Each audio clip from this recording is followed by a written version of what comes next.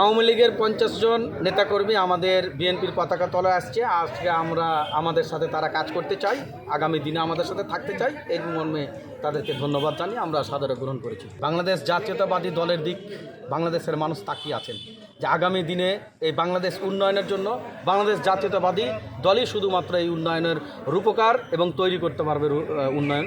তার আলোকেই আমাদের এলাকার বেশ অন্য দলের নেতাকর্মীরা তথা আওয়ামী লীগের নেতাকর্মী হতে পারে বা যে কোনো দলের নেতাকর্মী সকল মিলেই আমাদের কাছে আমন্ত্রণ জানিয়েছেন যে না, বাংলাদেশ জাতীয়তাবাদী দলের যে রূপ, যে আদর্শ, শহীদ রাষ্ট্রপতি জিয়াউর রহমানের যে আদর্শ এবং নীতি, তারই নীতি এবং তারেক রহমানের যে বর্তমান যে কার্যকলাপ, তা এটাতে উদ্বৃত্ত হয়েই তারা আজকে আমাদের এই বাংলাদেশের দলের পতাকার তলে আসতে চেয়েছে। এই মর্মে আমরা ঊর্ধ্বতন নেতাকর্মীদের সাথে আলোচনা করেছি। আলোচনা করে আমরা আজকে যোগদান অনুষ্ঠান সম্পন্ন করলাম। অভিনন্দন।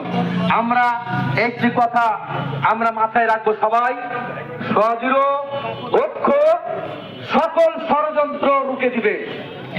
তার মানে আমরা যদি ঐক্য থাকি বাংলাদেশে, কোন ষড়যন্ত্র আমাদেরকে রুখে দিতে পারবে না। আমরা ঐক্যবদ্ধ থাকলে সকল ষড়যন্ত্র রুখে দেবো ইনশাআল্লাহ। প্রিয় ভাইয়েরা আমার, আপনাদের কাছে যে বিষয়টি আমরা নিয়ে এসেছি সেটি আজকে প্রথমে আমরা প্রয়াত রাষ্ট্রপতি এবং তার সহধর্মিণী এবং বাংলাদেশের সকল জাতীয়তাবাদী দলের শহীদদের আমরা সকলকে বরণ করবো। আপনারা আর একটু সত্যি করবেন, বরণ করেন। এখানে পরে